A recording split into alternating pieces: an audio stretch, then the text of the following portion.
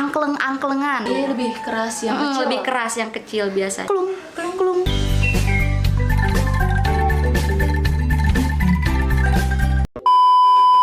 Assalamualaikum warahmatullahi wabarakatuh. Kembali lagi di podcast Bini yang keempat bersama saya Juli Susanti dengan narasumber Saya Oci. Oh iya, langsung aja podcast keempat ini kita mau membahas tentang angklung Sunda. Nah, sebelumnya kita kenalan dulu sama narasumber yuk. Oke, ayo. Oke, halo semuanya. Nama saya Yosi Arsyani Nuraini, biasa dipanggil Oci. Udah gitu doang. Ada lagi nggak? Biografinya. Oke, biografi. Nggak ada yang spesial sih dari diri saya ya. Cuma sejauh ini saya menggemaskan ya. Bercanda. Saya lahir di Ciamis pada 22 tahun yang silam. Jadi sekarang saya baru lulus ini Mbak, kebetulan. Jadi fresh graduate lah ya istilahnya dari Universitas Ahmad Dahlan.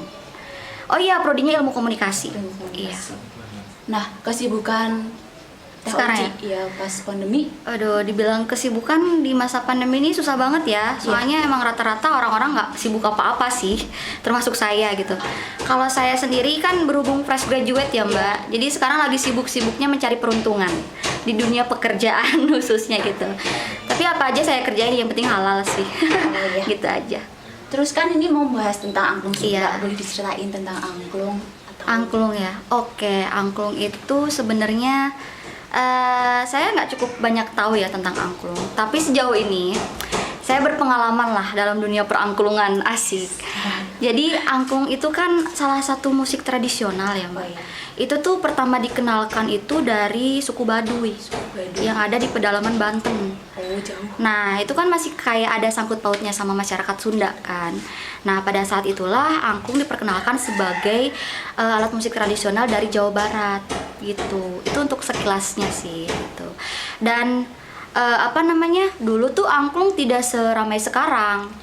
Jadi pada sejarahnya angklung itu digunakan oleh masyarakat itu untuk kalangan umum ya, sebagai cara mereka bersyukur.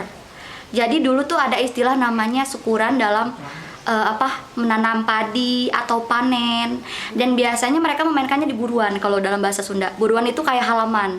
Iya. Jadi mereka tuh masih menyimbolkan angklung itu dengan hal-hal mistis. Seperti pemanggilan Dewi Sri Pohaci, yang pada saat itu masyarakat Baduy dan Sunda mengatakan kalau Dewi Sri Pohaci itu adalah Dewi Padi.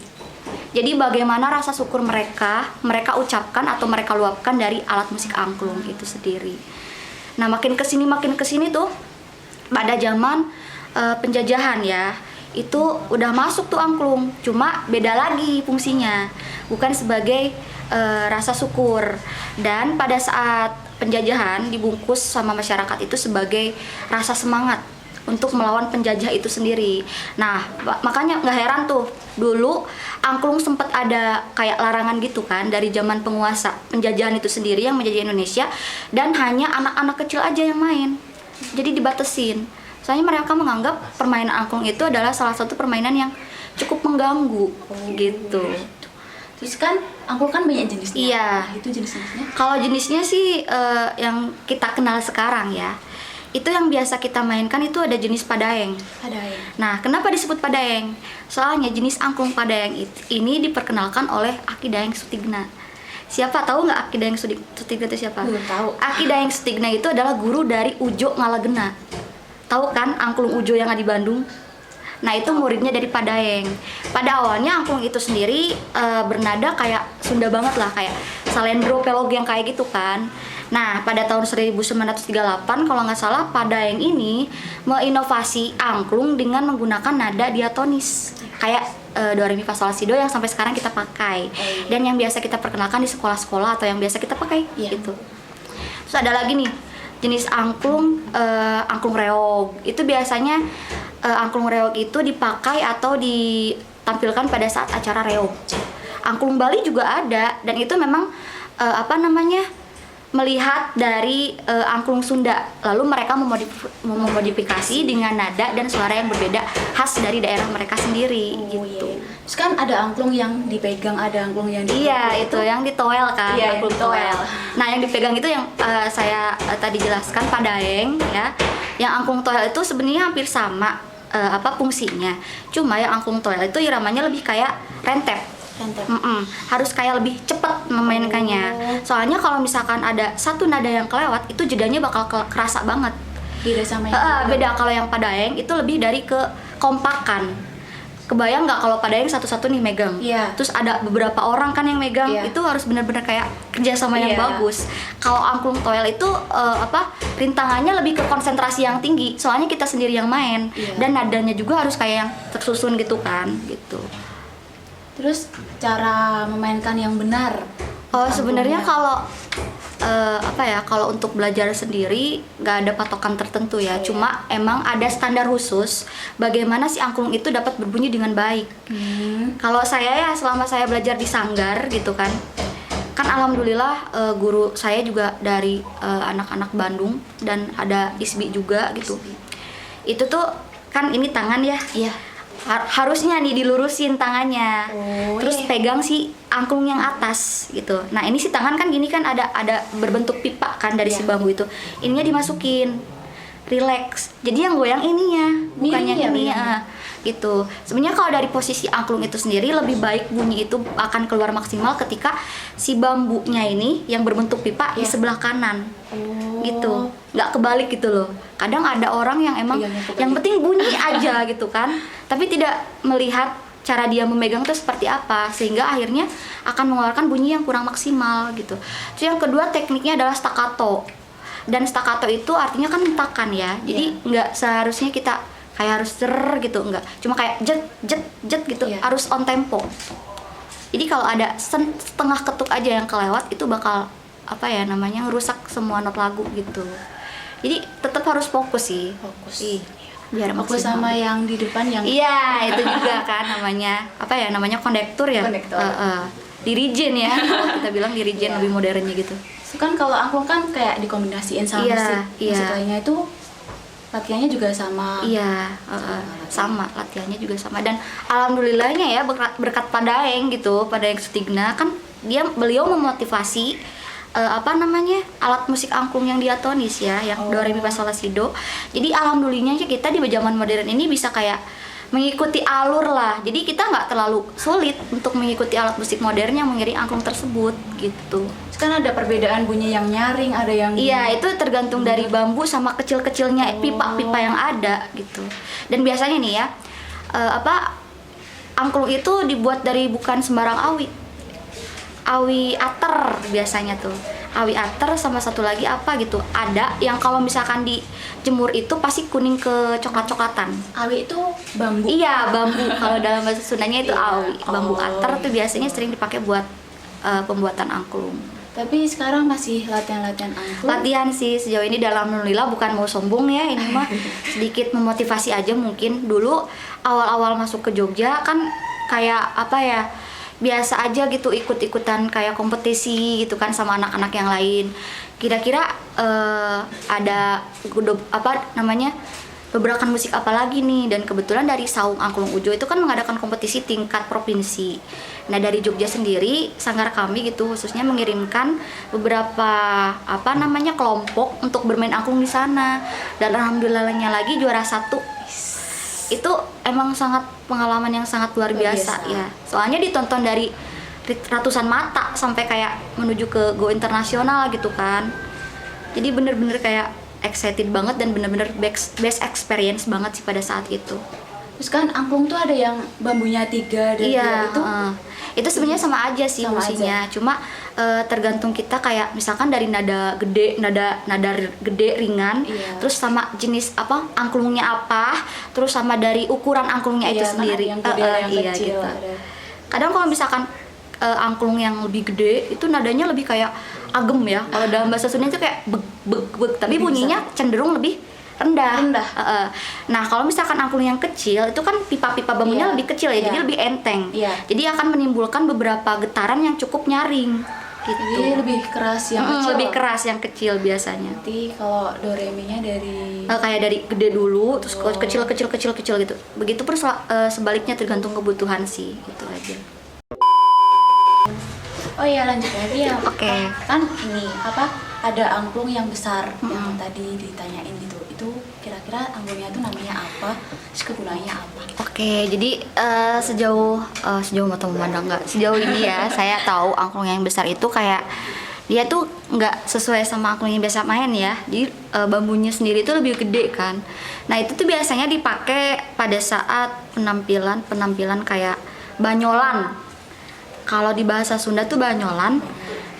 Istilahnya tuh calung. Di Jawa ada calung nggak sih? Kayak calung itu kayak bobodoran gitu. Jadi cuma kayak gini doang, tapi nadanya nggak sesuai gitu loh. Tapi yang penting asalkan kita pintar memainkannya ya, itu akan membentuk nada gitu. Dan itu biasanya dimainkannya secara sembarang. Calung itu biasanya kalau misalkan di daerah Sunda ya, itu angklung calung itu biasa ditampilkan pada saat acara-acara hajatan gitu. Jadi sebuah hiburan tersendirilah untuk masyarakat gitu. Dan diikuti sama lawakan-lawakan khas Sunda gitu. Yang tadi saya bilang banyolan. Banyolan. Terus kan di Jogja kan banyak kayak ada yang di pinggir jalan main angklung itu sebenarnya sama aja sih. Sejauh ini kalau dilihat dari bentuk sama ininya sama.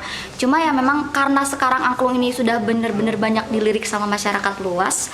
Yang penting identitasnya jelas dari mana. It's okay sih selama itu kayak positif memainkannya, itu bisa aja. Soalnya nggak heran kan, jangankan dari orang Yogyakarta ya, bahkan pada saat 1908 kalau nggak salah pada yang Sutigna itu memperkenalkan angklung sampai ke Thailand loh. Makanya nggak heran pada saat itu Thailand sendiri itu tahu musik angklung itu seperti apa gitu. Berarti udah dikenal dari udah dikenal. Dan pada tanggal 16 November 2010 angklung itu kan udah dijadiin sebagai warisan budaya lisan non bendawi kan oleh UNESCO. Dan pada saat ini dikenal sebagai Hari Angklung Sedunia gitu. Jadi itu sejarahnya. Jadi kayaknya kalau Yogyakarta memakai alat musik angklung. Sebenarnya udah bener-bener go internasional kan. Soalnya kan suara angklung itu juga bagus sekali. Apalagi kalau kita pinter kan memainkannya gitu. Bisa improve bagaimana. Itu ini kan dari tadi ngomongin angklung nih. Kan kita belum tahu kok itu bisa dinamain angklung. Oh iya. Angklung itu sendiri dari bahasa Sunda. Ya, kan mengingat angklung itu dari Jawa Barat kan. Angklung itu dari kata angkleng-angklengan, pakai U ya, angkleng-angklengan. Angkleng-angklengan itu apa sih? Jadi angkleng-angklengan itu adalah gestur tubuh di mana cara memainkan angklung tuh kayak gitu kan. Iget-iget kan gitu, kayak boneka mampang gitu kan. Jadi angkleng-angklengan dan bunyinya juga klung, klung, klung, klung. Nah, baru dikombinasiin dari angkleng-angklengan itu sama klung, jadi angklung gitu. Terus kalau di Sunda itu berarti masih banyak anak-anak yang main angklung? Banyak. Kalau sejauh ini sih alat musik angklung lebih kayak dikenalkan di sekolah dasar ya, sejauh pengetahuan saya gitu.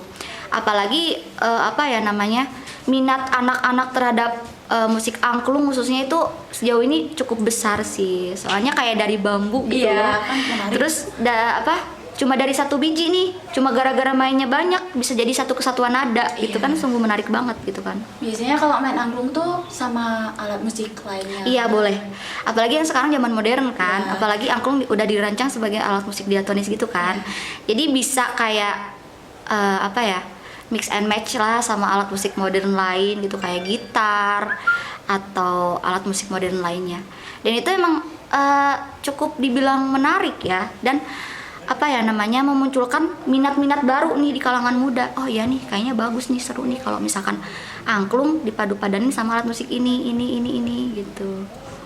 Dulu Teh Oci bisa kenal angklung berarti dari Sunda ya langsung? Iya, jadi dari keluarga dah kenal? Oh, kalau gitu itu sih panjang ya. Tapi secara singkatnya dulu waktu SD saya tuh pernah ikutan sanggar. Dan itu sanggar musik. Nah, tapi berfokus pada alat musik tradisional kayak suling, angklung, dan saya tertarik sama angklung. Dan alhamdulillah lagi setelah saya menginjak atau mengenyam pendidikan di Yogyakarta, ada sanggar nih yang bisa mewadahi anak-anak Jawa Barat atau umumnya masyarakat luas gitu untuk mendalami alat musik tradisional lainnya gitu. Jadi bersyukur banget lah gitu. Berarti teman-temannya juga banyak yang main angklung gitu? Alhamdulillah banyak, sejauh ini banyak. Terus kalau latihan gitu biasanya seminggu berapa kali atau ada latihan rutin? Iya. dulu ya, saya sekarang udah pensiun sih, jadi biarin kayak junior saya gitu kan, soalnya saya juga udah mulai punya kesibukan lain gitu kan. Dulu sih pada saat saya aktif di sanggar itu latihan kayak seminggu 3 kali, dan itu bener-bener latihan full. Jadi kita dituntut buat latihan bukan hanya karena mau pentas. Jadi pas acara pentas kita nggak kaget udah siap banget gitu.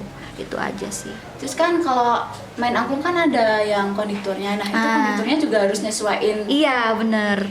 Jadi pengalaman saya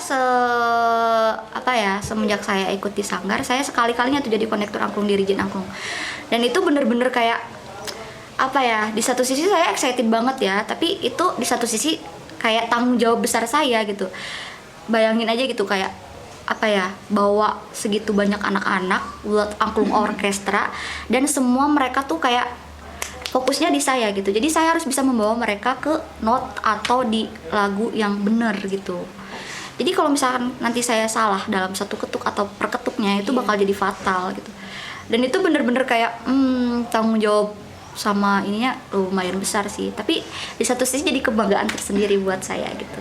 Lagunya kalau main angklung tuh lagu Sunda atau bebas sih Teh?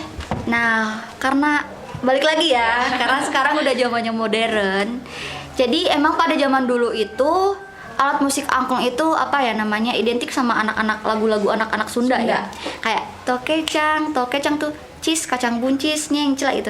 Kalau sekarang seiring berjalannya waktu ya, banyak banget loh alat musik angklung yang dibawain pakai lagu-lagu internasional atau lagu-lagu barat. Ini pada waktu di Ujo nih, kebetulan saya juga membawakan lagu Closer. Closer itu dimix juga sama alat musik modern kayak keyboard, gitar, kajon gitu. Tetap tapi angklung yang harus menonjol kan. Closer. Terus talak tiru juga pernah dulu, sama Manuk Dadali Sunda lah ya, udah sih gitu aja, bisa kok. Misalnya kalau ada kalangan umum yang mau latihan angklung gitu bisa? Bisa. Langsung aja ke Sanggar Seni Simpai ya. bisa. Sekalian bilang Sanggar Seni Simpai. Oh iya, Sanggar Seni Simpai gitu. Dijamin insya Allah. Teh mau tanya, pesan-pesannya bisa main angklung biar kayak yang muda-muda pengen ikut latihan angklung.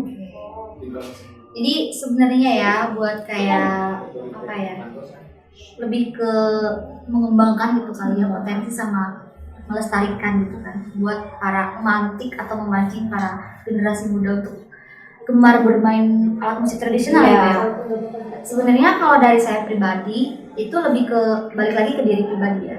Bagaimana cara kamu mencintai budaya dari asal kamu sendiri gitu. Kalau emang orangnya bener-bener ulet dan rajin, kayaknya aku punya kebudayaan yang bagus dari daerahku, pasti akan sendirinya nih mereka mengikuti dan terus mengembangkan potensi mereka di bidang alat musik tersebut gitu.